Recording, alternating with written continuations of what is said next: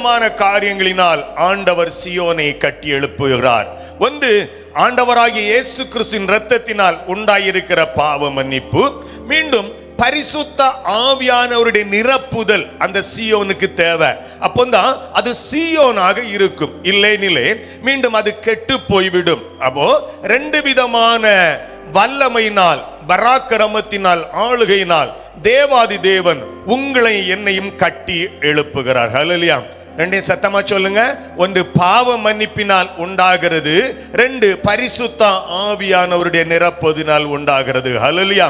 இவ்விதமாக நீங்கள் சீயோனாக உருவாகிறீங்க. அப்போ நான் ஆரம்பத்திலே சொன்னேன், ரெண்டு விதமாக ஆண்டவர் கட்டுகிறார். சிலர் கட்டப்பட்டிருப்பாங்க, மீண்டும் ஆண்டவர் ரட்சிப்பினாலும் அபிஷேகத்தினாலும் கட்டி எழுப்பி வைத்திருப்பார். சத்துரு சில காலங்களில் பாவத்தில் தள்ளி அவர்களை இடித்து போடுவான். அவருடைய வாழ்க்கை குடும்பத்தில் சமாதானம் இல்லாமல், சந்தோஷம் இல்லாமல் அழித்து நிர்மலமாக்கி விடுவான். அவர்களுக்கும் ஆண்டவர் சொல்லுகிறார், மீண்டும் உன்னை கட்டி எழுப்புவேன். ஹல்லேலூயா.